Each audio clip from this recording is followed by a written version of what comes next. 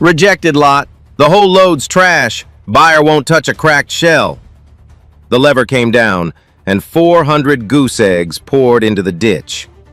Warm. Still warm. Sir, wait, they're not dead. The membranes are still good. I checked 5 of them.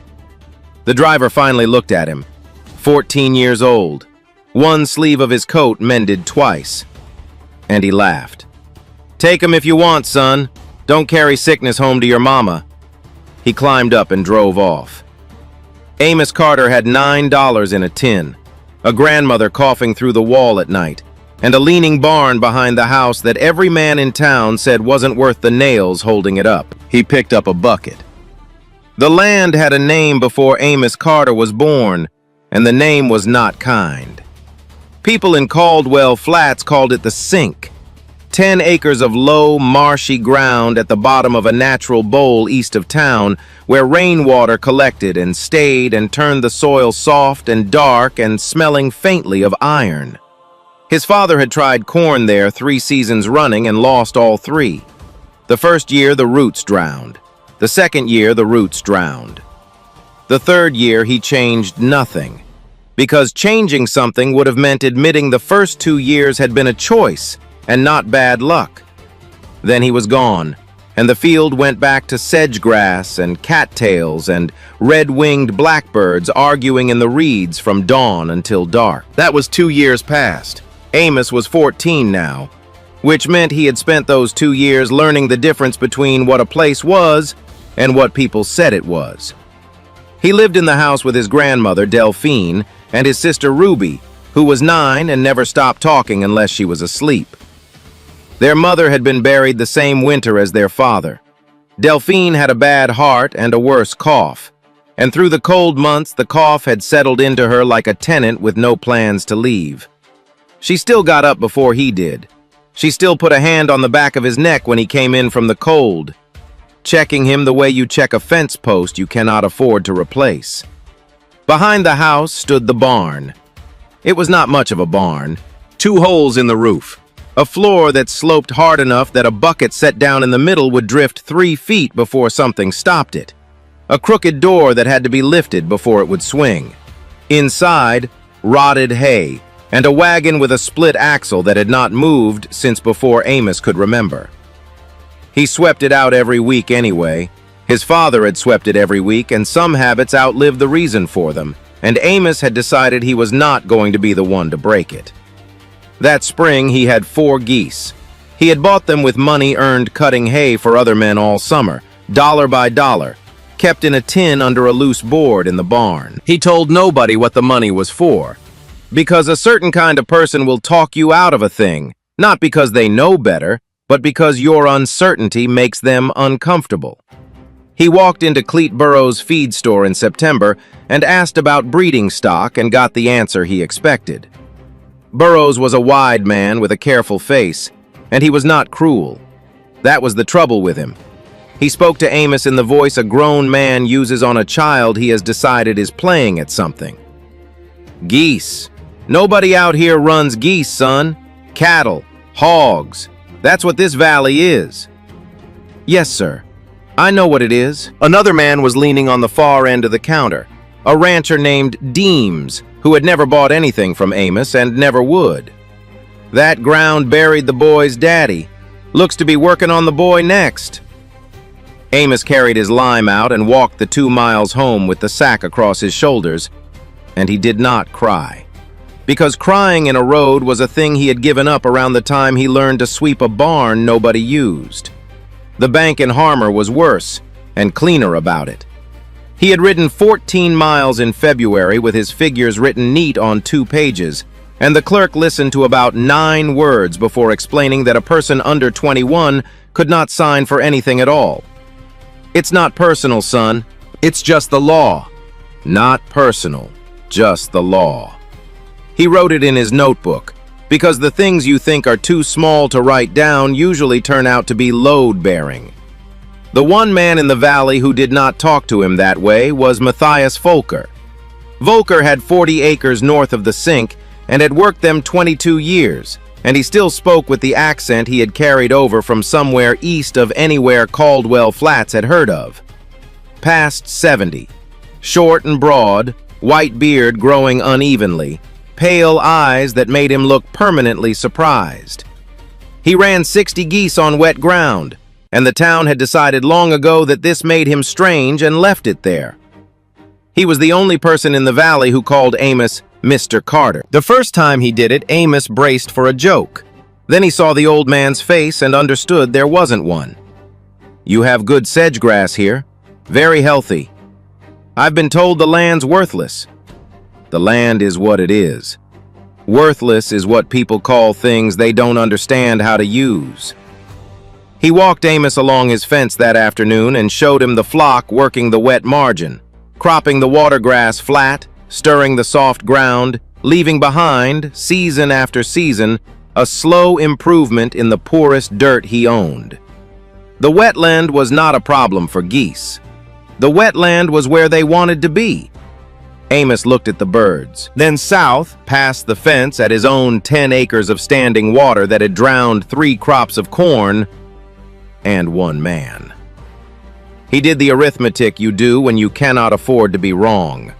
That was the winter he traded his hay money for 4 breeding geese and turned them loose on the sink and watched them behave within a week exactly like creatures who had come home. He could feel the shape of it, the way you feel the shape of a room in the dark before your eyes adjust. And he was still waiting for his eyes to adjust when the wagon came down the road. It was a Thursday afternoon in early April. Amos was at the road edge checking where the runoff came in when he heard the wheels. A covered freight load, 4 horses, a driver thick through the shoulders who belonged to nobody in Caldwell Flats. He stopped 40 feet up the road, climbed down, went around back, and worked a wooden lever on the cargo gate. Amos had half a second to understand what he was seeing. The gate dropped and 400 goose eggs came out in a slow, terrible avalanche and hit the ditch with a sound he would never afterward be able to describe. Not a crash, more like 400 small private disasters happening at the same time. Rejected lot. Buyer over in Millhaven won't take cracked shells. They go bad. The smell ruins a storage room. Supposed to dump 'em past the ridge. This'll do. Amos crouched at the edge of the ditch. The eggs were still warm. He picked one up. The crack ran from the blunt end down about 1/3 of the shell, a hairline, not a break. He held it to the light and turned it. Under the shell, the membrane was whole, unbroken, intact. He checked 5. 4 of the 5 had membranes he would have called sound. The arithmetic began assembling itself in his head without asking permission. How far along are these, sir?" "Been on the road better than 3 weeks. Started up in Delbridge." "Can I have them?" That stopped him. He looked at Amos properly for the first time. 14 years old, 1 sleeve mended, standing in a ditch full of somebody else's garbage. And he laughed. It was not a mean laugh. It was worse than that. It was the laugh of a grown man who has seen something small and funny and does not expect to think about it again. "Take 'em if you want, son. They're trash." "Yes, sir. Can I have them?" "They're yours." And Amos stood alone in the dirt road with 400 cracked, warm, still living goose eggs, and no plan of any kind. He sat down. He did not usually sit down in roads. He was doing it because he was trying to be honest with himself, and honesty took a minute. What he was considering was not reasonable. It would burn every stick of firewood he had cut for the spring. It would burn the lamp oil. Worse, it would burn the hours he was supposed to spend cutting hay for other men. And those hours were the only reason there was money for his grandmother's medicine at all. He thought about her cough coming through the wall at night. He thought about the driver's face when he laughed. Then he stood up and went to get a bucket. It took 6 trips. He carried them in the front of his coat with the hem gathered up, in the bucket, in a feed sack he emptied and shook out twice. He moved slowly, because speed was the enemy of everything. 2 men on horseback reined in to watch on the 4th trip, and one said something to the other that Amos could not hear. The other one laughed. He kept walking. By evening, he had all 400 laid in fresh hay in the back corner of the barn, and he understood clearly that he had reached the end of what he knew how to do. So he went and got Matthias Folker. The old man came in the early dark with a lantern and a wooden box under his arm. He crouched over the hay and said nothing for a long time. Turned eggs, held two up to the light, ran his thumb along a crack the way a man reads a page. Most of them have their membranes. Some do, some don't. If the membrane is gone, the egg is gone. Bacteria gets in, the embryo dies, and then that egg becomes dangerous to the ones around it. He set one aside, then another. You will lose many, not all. Can we seal the good ones? The ones only cracked? With what? Beeswax, thin enough the shell can still breathe. Where does a boy learn that? Those journals you lent me over the winter. A keeper out in Pennsylvania named Adler wrote a piece on hairline cracks. I wrote him in March. He wrote back. In March, before these eggs existed. I write a lot of letters. Something moved in the old man's face. Not quite a smile, more a recalculation. He reached into the box and set a small tin on the floor between them. I have beeswax. You knew. I knew you were thinking. I did not know about what, so I brought things that might be useful. Warm sand for holding heat, and a thermometer. Temperature is everything. Too cold, and they go dormant. Too warm, and they die. They worked through the night, checking membranes by lantern light, sealing cracks with thin, careful strokes of wax, settling the good eggs into warm sand, pulling the ruined ones aside without sentiment, because sentiment would have cost them the rest. Sometime after midnight, Amos looked up and his grandmother was standing in the crooked doorway with a shawl over her nightdress. She had gotten out of bed and crossed the yard in the cold to do it. She looked at the sand beds and the lantern and the boy on his knees, and she did not ask a single question. She came back a few minutes later with the quilt off her own bed. The one she'd been given when she married. The one that never left the house. She set it down beside him and went inside without a word. Amos held it a moment before he used it. By gray light, they had been through all 400. Folker counted the survivors twice and wrote the number in a small notebook. 248. 248 eggs the world had thrown into a ditch because a buyer in Mill Haven had looked at them and seen only the cracks. Not what was inside. Not what was still warm and still trying. Just the surface. Just the thing that made them inconvenient. He put his palm flat on the sand and felt the low, insistent heat of 248 living things. How long? They have been on that wagon 3 weeks and more. So, a week, perhaps 10 days. 3 times a day you turn them. Every one a half turn, by hand. And the heat must hold through the night. That is the part that kills people. They do it well for 16 hours and lose everything in the 8 hours they are asleep. Then I'll sleep out here. It is April. I know what month it is. Volker studied him a long moment, and whatever he was measuring, Amos came out the right side of it. He reached into the box one last time and pulled out 2 wool blankets.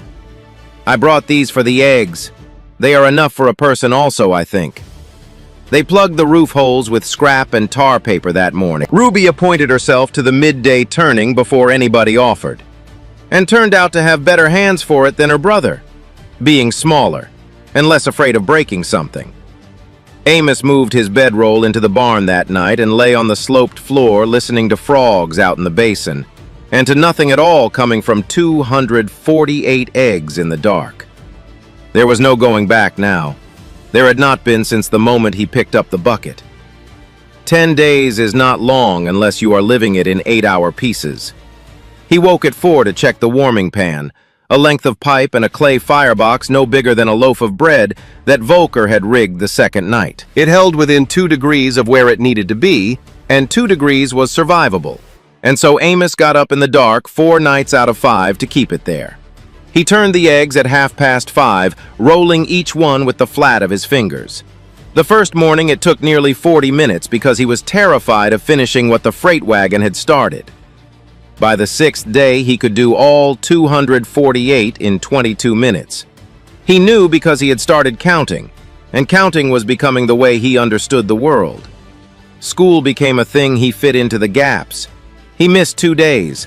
His grandmother found out, and the conversation in the kitchen was short and cost him something. He did not argue. He was wrong, and he knew it, and he went anyway. Because there was no version of those 10 days where he got everything.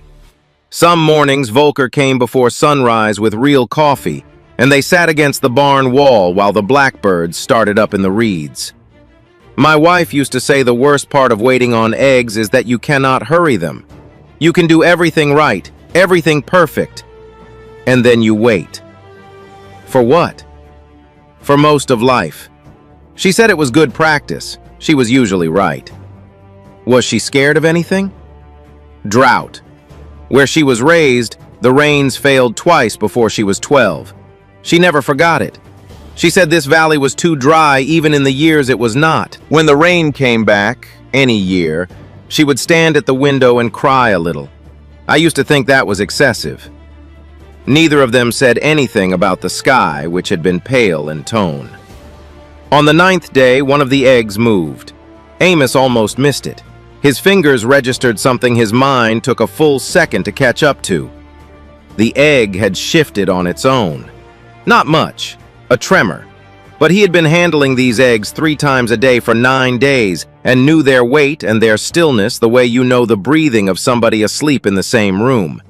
He put both palms flat on the sand and waited. Another rocked. Then a third. He sat back on his heels and pressed his hands over his mouth and did not make a sound. Because if he made one, he was going to make a great many, and there was too much left to do. Then he ran for Volker, found him mending fence in the upper field, said only, "They're moving!" And the old man dropped the tool where he stood and came. At dusk they heard the first tapping. A small, persistent knocking from inside a shell, like something at a very little door. Pipping. They are working the membrane. You cannot help them. If you break the shell for them, they are not strong enough to live. The first gosling broke through at 2 in the morning. The crack ran jagged around the blunt end. A piece of shell lifted. And then there was a beak. Gray and wet and not the least bit beautiful. It was the best thing he had ever seen. You were in a ditch. You were going to rot in a ditch beside a road. The hatching stretched 4 days. Not all of them made it. On the 3rd morning, he opened a shell and found what was inside fully formed and still, and had to set it aside and keep working. He lost 37 in all. 211 goslings lived. He counted 3 times because the number seemed wrong, and made Volker count independently, and the old man came up with 216, and they argued about it for 10 minutes before finding 7 bunched under a fold of blanket, and 1 counted twice. Then Amos pushed open the crooked barn door into the gray of the 4th morning. The barn was full. That was the thing his mind could not get around. The building his father had swept and left empty, the sloped floor, the split-axle wagon, the rotted hay. It was loud. It was moving. Every corner had something small and damp and already opinionated in it, rising steadily as the light came up. His grandmother came out onto the step and stopped in the doorway and put her hand over her mouth and stood there a long time saying nothing at all. Ruby said several hundred words about it. Nobody minded. The arithmetic caught up by that afternoon. 211 growing birds eat constantly, and Amos had $9. Volker came that evening, looked at the figures, and said he had grain he could spare. "I can't take your grain, sir. I am not giving it, I am lending it. When your birds are grown, you pay me in kind. Geese for grain. It is a transaction. You don't need more geese." "No, but someday I may need something else, and then you will have something to give." He wrote a number on the edge of the page. It was enough for 6 weeks, not 3. Amos wrote a note of debt that night, calculated interest on it himself, and left it on the fence post in the morning. Volker never mentioned it. Amos found it 2 months later, folded, in the wooden box that had held the beeswax. Later, he understood why the old man had insisted on the word. When a man gives you something, you owe him. When a man trades with you, you stand level with him. The rain did not come in May, and then it did not come in June. By mid-June, the valley had gone quiet in a particular way.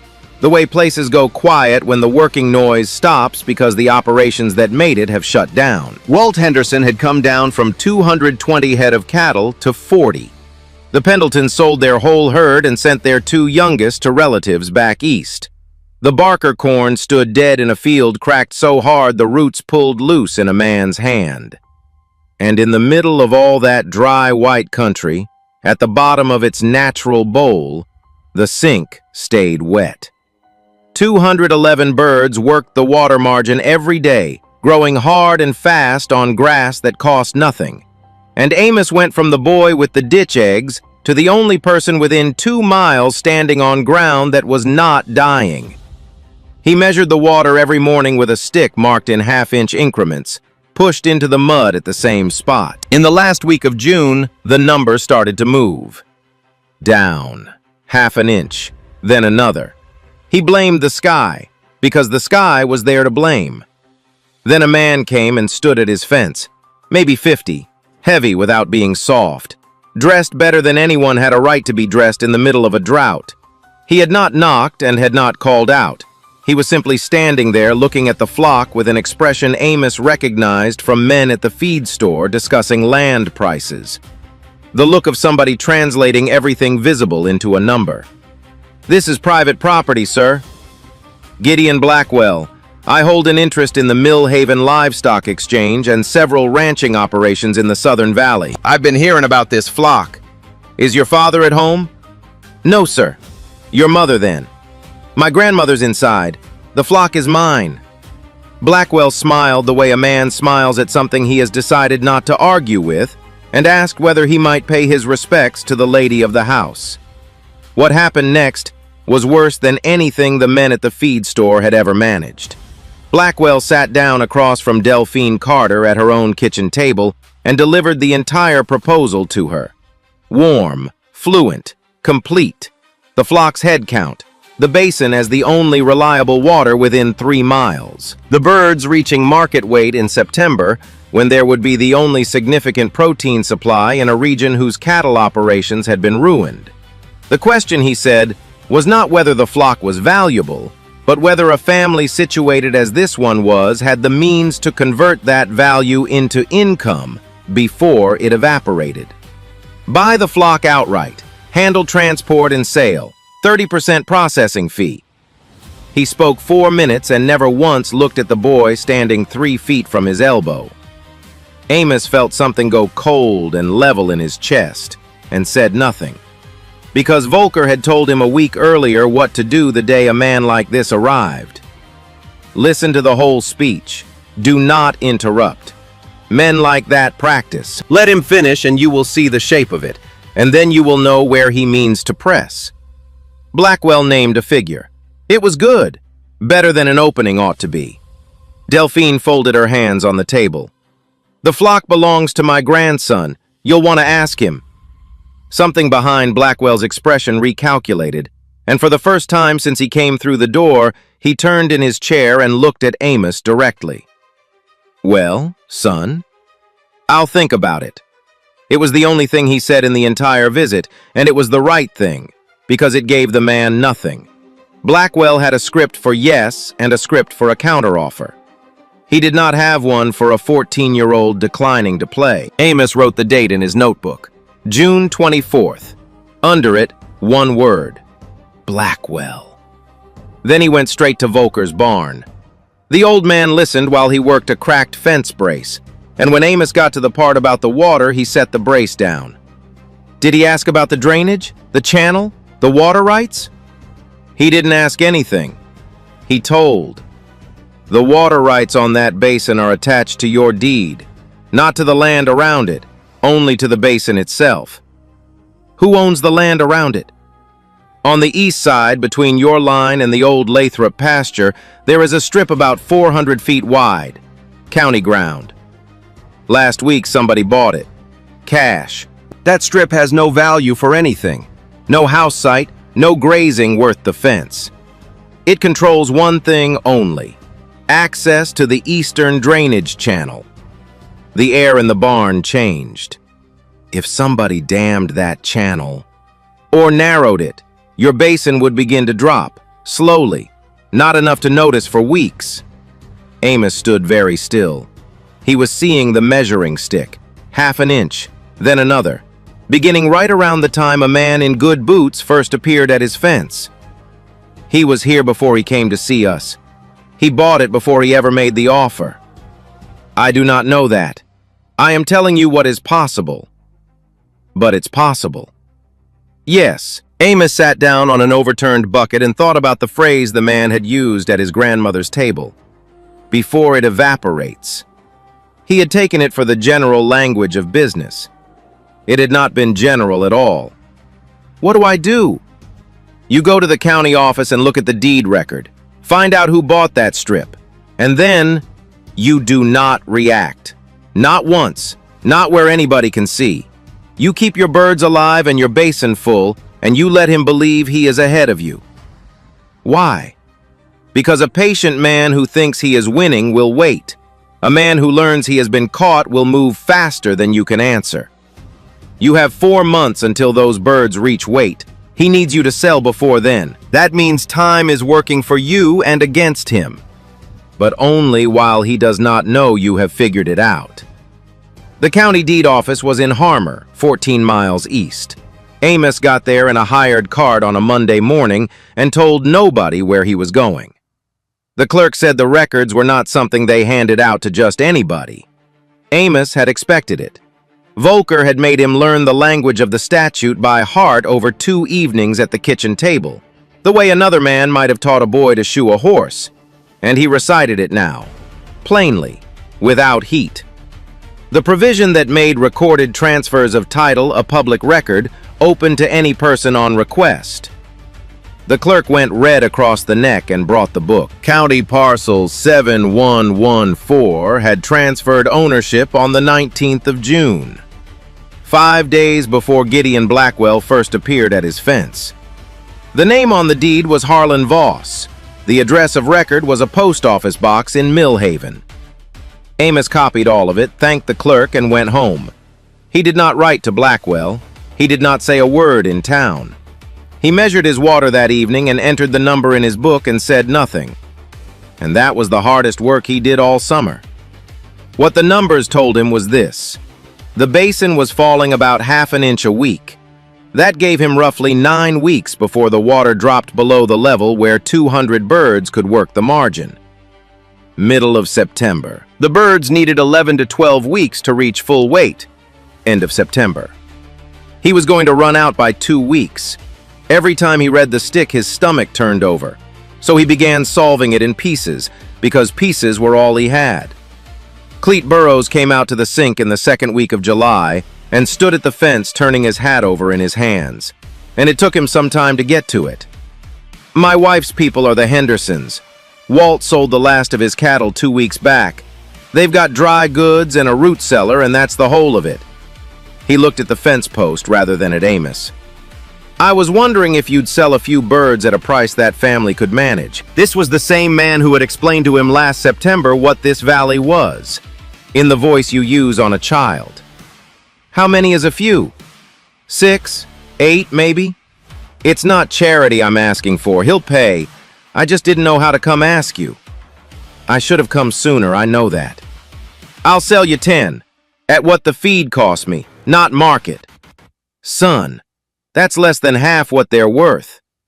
I know what they're worth. I've been figuring it since April. But I need something back. A second catch basin on my north edge, clay-lined, 20 feet across, done before August. And I need men who know how to move dirt. He watched Burrows work it out. It was not the cool inventory Blackwell had run at the fence. It was the honest arithmetic of a man deciding whether a thing was fair. I can get you 3 that owe me a favor, Walt among them. Then that's our deal. They came that Saturday at 6. Walt Henderson and his boy Burrows, a quiet man named Pryor, and an older rancher called Dex, who never spoke at all and did twice the work of anybody there.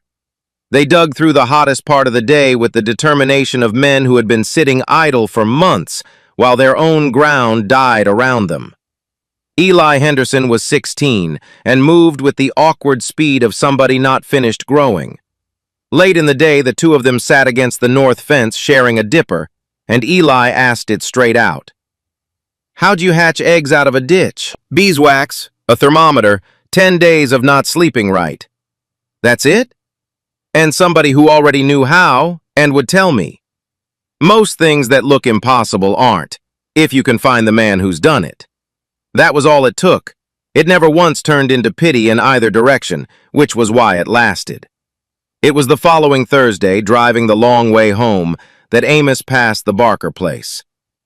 Mrs. Barker was standing in the yard with the particular stillness people have when they are trying not to be seen struggling. He almost went by. Then he did not. He came out an hour later, having agreed to deliver 6 birds on Friday.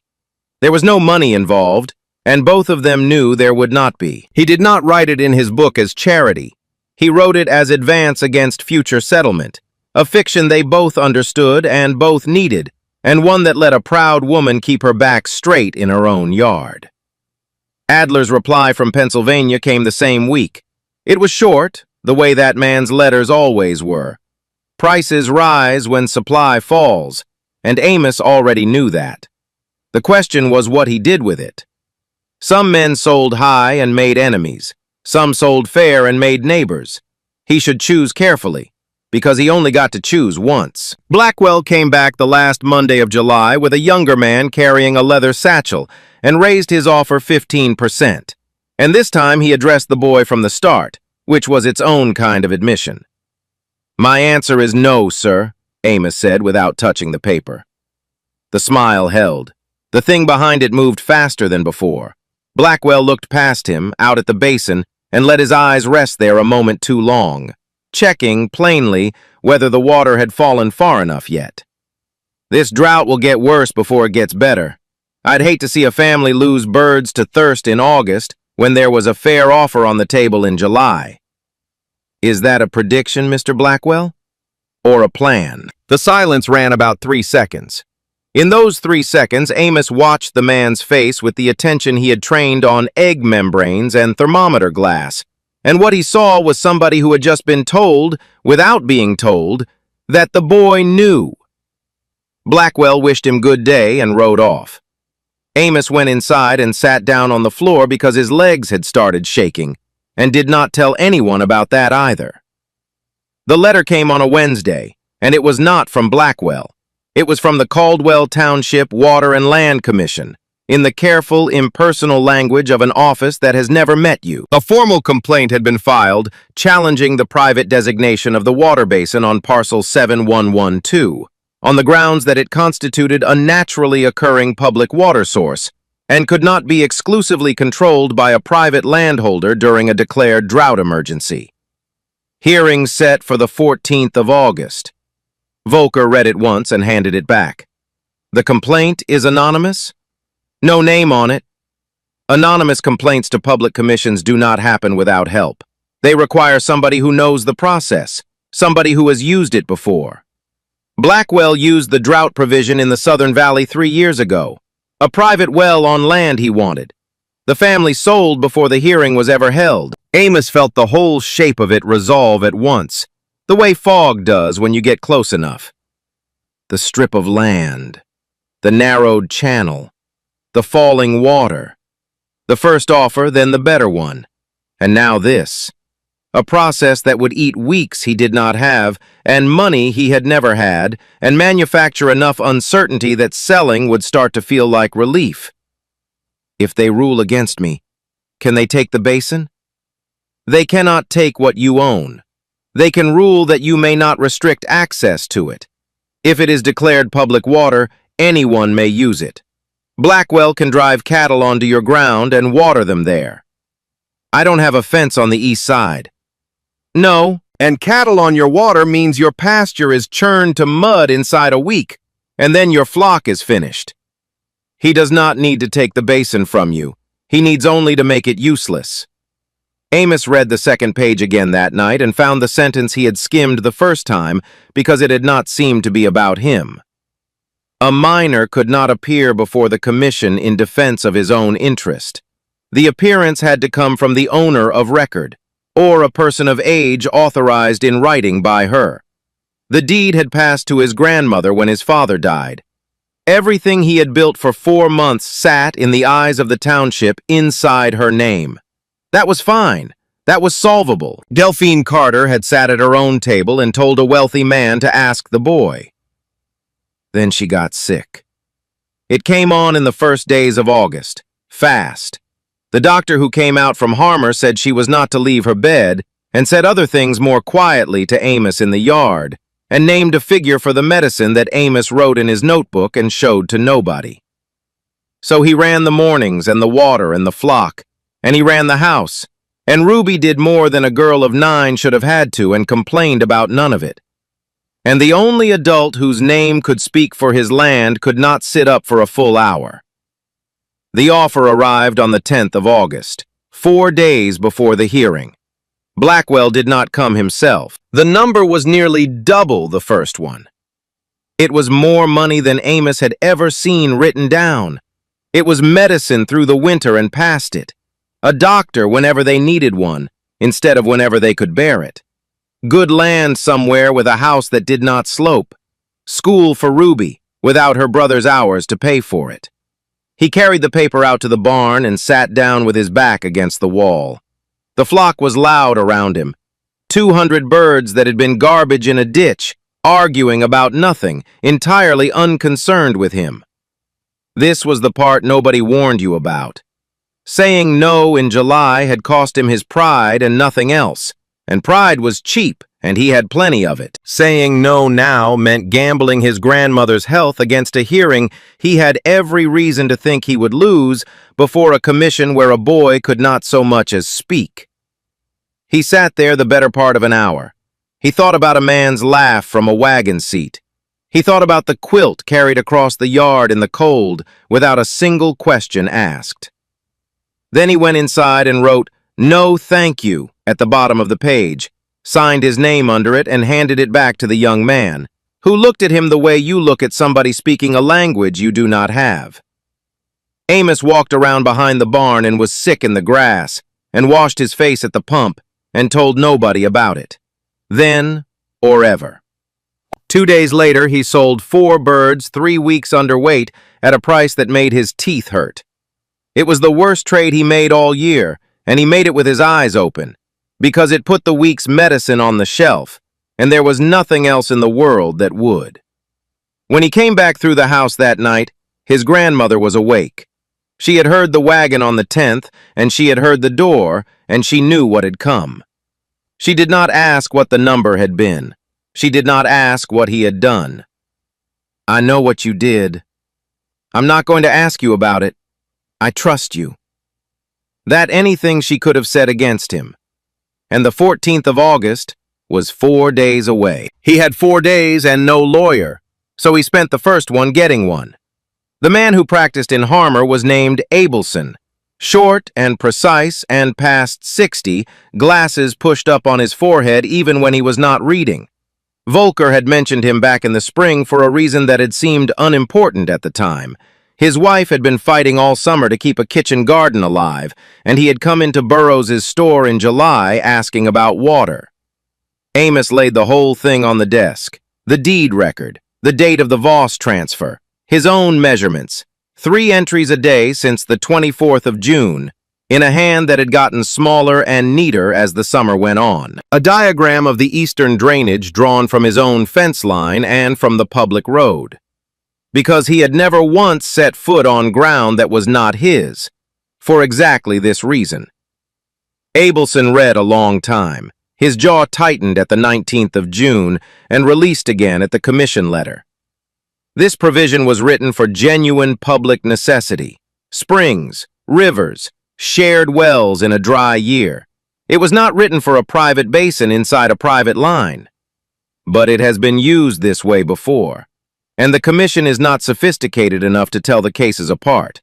Under pressure, they default to access. Is there pressure here? Anyone with business in the Mill Haven Exchange has connections in this county. The question is not whether he has influence. The question is whether the record is clean enough that influence alone cannot override it. He named a fee. It was modest, and it was more than Amos had. Half in cash, the rest in birds, dressed and delivered, and water for your wife's garden through September, hauled by me twice a week. Abelson looked at him over the glasses, then made a sound that was almost a laugh, and accepted without negotiating a single term. Then he put the last problem where it could be seen. None of this moves unless the owner of record authorizes a representative in writing, and that representative has to be somebody of age who will sit at that table and answer questions. Delphine signed the authorization the next morning. One line. It took her the rest of the afternoon to recover from it, and it left the important half blank. Who? Amos went to Volker that evening, expecting the old man to offer. Volker did not offer. I will not do it. You will ask Cleet Burrows. Burrows. The man who stood behind his counter and let another man say, "This ground buried my father and was working on me next." He heard it, and he wiped the counter. Yes. You've stood by me since April. He came around in July when he needed something. That is true, and it does not change what the room requires. Understand what a commission is. 3 men who do not want trouble, looking for a reason to do the easy thing. If the name on your paper is mine, they see a foreigner who runs geese, and they will say the 2 strange men on the bad ground have gotten together, and it will cost you. You do not need the man who is loyal to you. You need the name they already trust, standing next to your case in public. It was not a pleasant thing to be told. It was accurate. Burrows listened all the way through with his hands flat on the counter, went in back for a minute, came out, and said he would do it. He signed the next day, and his hand was unsteady on the line. I'll put my name where it's needed, but this is the boy's case. I want that said out loud, in the room, so nobody walks out confused about it. That left one more thing, and it was the one Amos could not control at all. Vera Sutton at the post office looked up with the expression of a woman who had spent 40 years deciding what to say and what to hold. There's a hearing on the 14th, in Harmer. I'm not asking you for anything. I'm telling you it's happening. Might it interest people? You knew the Hendersons were in trouble before I did. You've been putting things in front of me since April that I needed to know, and you never once said you were doing it. You probably know things about Gideon Blackwell and that commission that I don't. Something shifted in her face. Not surprise, more like decision. The commission chairman has a brother-in-law who supplies hay to the Mill Haven Livestock Exchange. She straightened a stack of envelopes that did not need straightening. That's public information, if anybody thought to look. I'll see the word gets out. It's their water too, after all. The Harmer Town Hall on the 14th of August was smaller than he had pictured.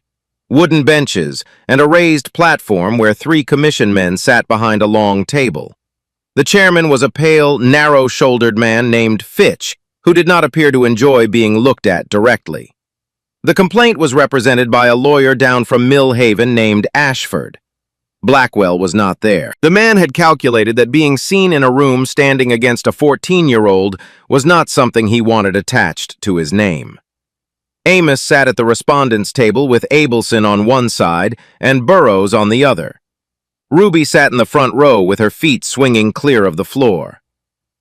Then the door opened, and kept opening. They came in 1s and 2s, in work clothes, on a Thursday in the middle of the day, having driven 14 miles each way to sit on a bench. Walt Henderson and Eli. Pryor. Dex, who took the back row and folded his arms. Mrs. Barker with her hat in her lap. 2 ranchers from the north side. Others behind them. 23 people. Vera Sutton came in last and sat with her hands folded and her eyes on Chairman Fitch, like a woman who had decided to be impossible to ignore. Volker took the seat directly behind Amos, put a hand once on his shoulder, and took it away. Ashford's argument was polished and made almost entirely of abstractions: public necessity, drought emergency, equitable access. It was a brief written for men reading paper. The men were not only reading paper anymore. They could hear the benches creaking behind them. Abelson was not showy, he was specific. The deed, the improvement history, the water right attached to that parcel and to nothing else. Then he laid the county record of the Voss transfer on the table and set a page of measurements beside it. The commission is being asked to declare a private water source public. We would ask the commission to consider who benefits from that declaration, and why a complaint of this kind was filed anonymously by a party with a documented financial interest in acquiring the very land this water is attached to. Objection to the characterization. The purchase of parcel 7114, a strip with no agricultural value whatsoever, acquired 5 days before the first purchase offer was made at the Carter House, is a matter of public record this commission is entitled to weigh. Fitch shifted in his chair. Vera Sutton raised her hand, which was not permitted in a commission hearing, and Fitch, who by then had the look of a man watching weather come toward him across open ground, acknowledged her. I'd like it noted for the record that the chairman's brother-in-law supplies hay to the Millhaven Livestock Exchange, which is Mr. Gideon Blackwell's principal business. That is also public information if anybody thought to check. The room did not erupt. It got quieter. The particular quiet of 23 people deciding at the same moment to pay very close attention. That is inappropriate. Is it inaccurate? Walt Henderson stood up without asking anybody's permission. He was not a tall man, and he stood like one. I'd like to say something about the boy. He sold my family birds at what the feed cost him, when we'd sold off the last of our cattle and had nothing coming in. He wouldn't take charity money for it. He asked for 3 days of digging instead, and my son and I gave it. There are families in the east half of this valley that got through this summer on his water and his ground and his birds. I don't know what this commission was told about why it needed to hold a hearing. I know what's true about that land, and I thought somebody ought to say it where it gets written down. Then Abelson did the thing Amos had not expected. I'd ask that the respondent present the measurement record himself. He took it. He can speak to it better than I can. Objection. The respondent is a minor. He cannot be heard. The authorized representative may designate who presents the evidence. Mr. Burrows? I designate the boy. It's his case. I said I'd say that out loud, and I'm saying it. Fitch looked at the 23 people on the benches. He looked at Vera Sutton, whose expression had not changed. He allowed it. Amos stood. He had no speech. He had a notebook. The date the strip changed hands. The stick reading that morning and every morning since. Rainfall, which was none. The rate of decline, 1/2 inch a week. Steady in a way weather is not steady. The 4 days in mid-July when heavy cloud rolled through and a light rain fell overnight, and the basin kept dropping at exactly the same rate. When a basin fed by an open channel should have held level, or gained. Pryor came forward with a hand-drawn survey and spread it on the table. A narrow point roughly 200 feet up the channel, and what a restriction there would do to the volume reaching the basin over 8 weeks. The numbers matched. Not approximately, line for line. The basin has dropped 4 inches since the Voss parcel was acquired. Drought accounts for about 1.5. The remaining 2.5 are consistent with reduced inflow. Amos set the notebook down and said the only sentence he spoke that was not a number. I wrote it down 3 times a day since April. I'm not smarter than anybody in this room. I was just out there. The commission came back in 18 minutes, which was fast, and the chairman read from a paper in the flat voice of a man reading something he had not written. The complaint is found insufficient to meet the statutory standard. The basin is confirmed a private water resource with documented improvement investment. The complaint is dismissed. Somebody in the back row clapped, once, alone, and stopped. Because this was a commission hearing and not a theater, and the awkwardness of it was better than anything polished would have been. Winning the hearing did not put one drop of water back in the ground. The berm was still up there. Nobody had ordered it removed because nobody had yet proven in law that it existed. Through the last week of August and into September, the stick went down and down. And on the 11th of September, it passed the mark Amos had drawn in pencil back in July. The line under which 200 birds could not work the margin. So he opened the second basin. Dex had come back unprompted in the second week of August with his own tools and spent a day waterproofing the clay lining, and had gone before anybody could work out what to offer him. What that day bought was a 20-foot reserve on the north edge, filled from the spring runoff, sitting untouched all summer. Amos cut the channel between them on a Thursday morning and let it run, and the flock followed the water the way flocks do, and the margin came back up. It gave him 17 days. He knew that number precisely because he measured it, and because 17 days was every day he had left. The rain came on the 27th of September, with no warning at all. He woke in the barn at 5:30 and heard something on the roof that took him 3 full seconds to identify because it had been so long. He lay still, making sure he was not hearing what he needed to hear in a neutral sound. Then he smelled it. Dry ground taking water, which cannot be confused with anything.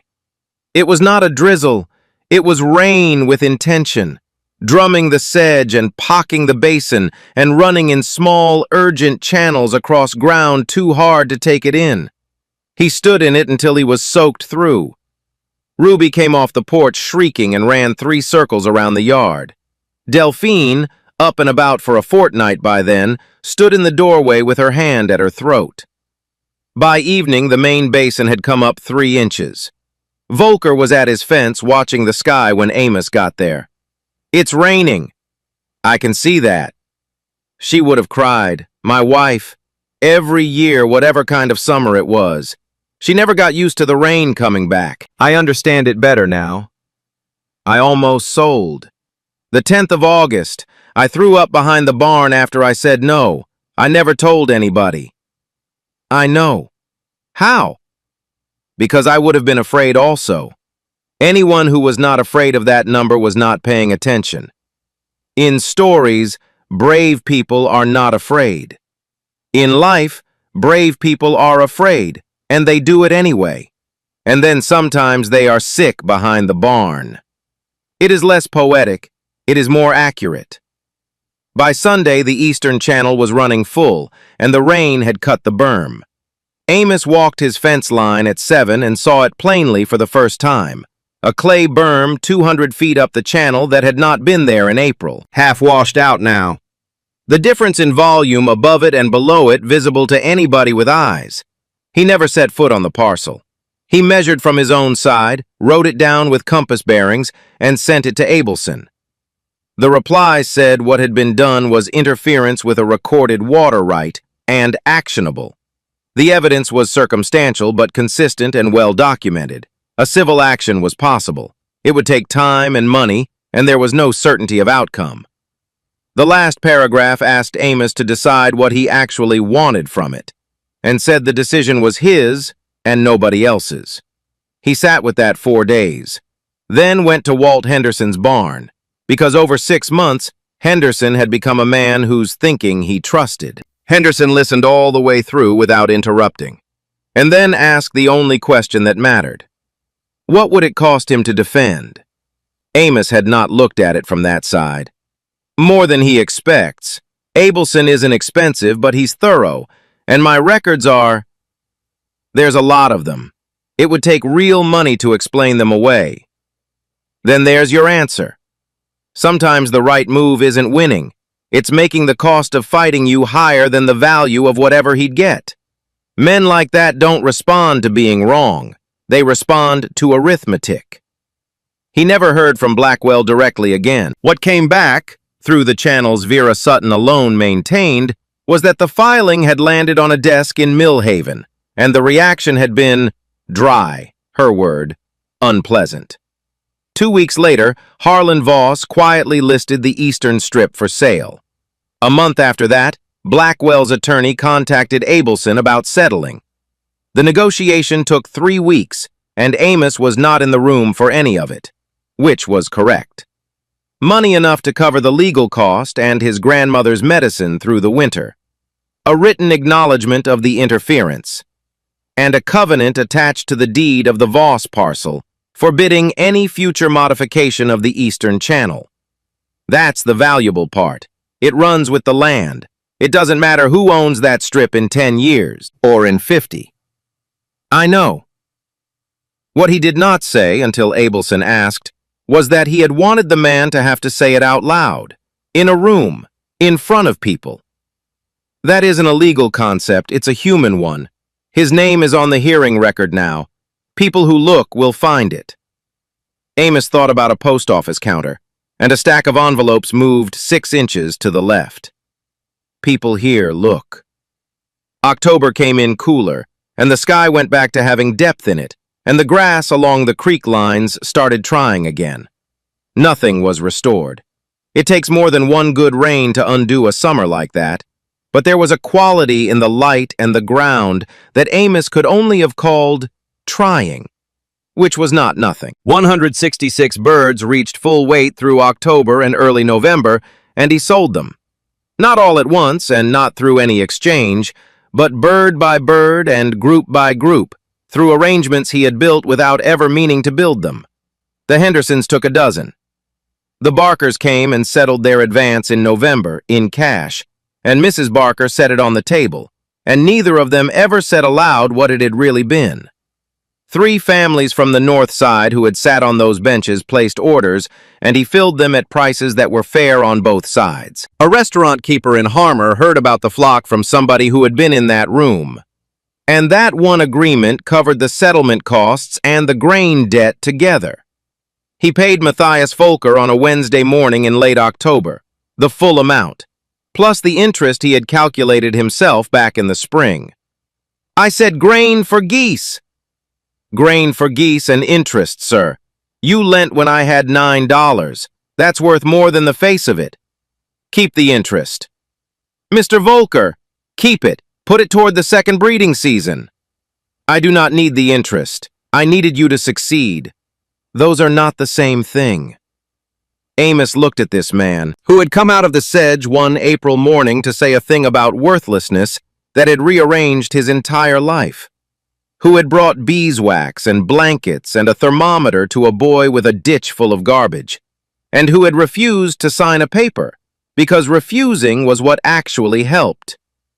Thank you. It came out quieter than he intended and carried more than 2 words usually do, and they both knew what it covered. Sit down. I made real coffee. He kept 25 birds for breeding. He had planned on 20 pairs, and the reason for the extra 5 was not arithmetic. There were a few he simply knew. The 4 he had bought with hay money the summer before were among them, the oldest birds on the place now, and the only ones Ruby had named before a single egg ever landed in a ditch. She had named 11 more since, over his stated objection, and had strong opinions about which were the best birds. And her opinions turned out not to be wrong. 3 of her choices stayed in the final selection. He did not tell her it was deliberate. The barn had a new roof by February. It was the first money he spent that was not feed or medicine, cedar shingles, and 2 days on a ladder with Eli Henderson handing them up. When it was finished, there was no daylight coming through anywhere, and Amos stood inside it in the dark a while by himself. Eli came to work that spring. The boy named a wage, and the number was low. Amos recognized what he was seeing, because he had done the same thing in Abelson's office in August. Set his own price under the value to keep from being told no. He named a higher figure. That's more than I asked for. I know what the work is worth. I don't pay under it. And you learn all of it. Breeding, incubation, pasture, cost, and the selling. Especially the selling. That's a different skill and most people never get it. Later that winter, going over pricing at the kitchen table, Eli asked what to do if a buyer offered under cost. Then you say no. What if they really need the birds? Then you come get me and we work something out. What you don't do is sell under cost and not tell me, because that comes out of both our futures. There's a difference between being flexible and letting somebody else make your decisions. How do you know which one you're doing? You usually know. You just don't always listen to yourself. Cleet Burrows began carrying dressed goose alongside the feed that fall and asked whether Amos could supply him regularly. Neither of them ever mentioned last September, or the store, or the man at the end of the counter. It did not need mentioning. Some things get settled by what happens afterward. In January, the Water and Land Commission quietly revised its conflict of interest disclosure rules in the minutes of a meeting almost nobody attended. Vera Sutton attended. Chairman Fitch chose not to seek reappointment, which she noted was a different thing in the same direction. Is that enough? No, but it's more than there was before. And more than there was before is what most change actually looks like. The people who wait for it to be all the way fixed generally miss the part where it gets a little better, which is the part they could have helped with. He walked home thinking about how almost nothing that built this had looked like building at the time. It had looked like responding, adjusting, making the trade that made sense, saying no with his hands shaking, and being sick behind the barn in between. He had not set out to hold a valley together. He had set out to survive on ground nobody wanted. The rest came after, as a consequence of choosing over and over the trades that were fair on both sides, instead of the ones that only worked in his favor. A winter evening, then, in the kitchen, an old man drawing the spring water table on the tabletop with his finger, 2 boys copying it into notebooks, a girl of 10 pouring coffee and pretending she was allowed some. How do you know all that? I watched this ground 22 years. Before that, different ground in a different country, 30 more. Ground is ground. It wants the same 3 things everywhere: water, time, and somebody paying attention. Amos looked out the window. Across the yard, the barn stood with the lamp lit inside it, and the flock settling into their night sounds. That low, conversational murmur of birds comfortable where they are. 10 months earlier, it had held rotted hay, and a wagon with a split axle, and a boy who swept it every week without being able to say why. 400 eggs in a ditch, 248 with their membranes whole, 211 that lived. He did not say any of that out loud, because he was not a person who said things like that out loud, and because Volker was still drawing on the table and would need it wiped before it dried into the wood, and there was no sense interrupting. He picked up his coffee and started on the breeding records, and the lamp burned warm between them. And nobody said anything for a while, because nothing needed saying.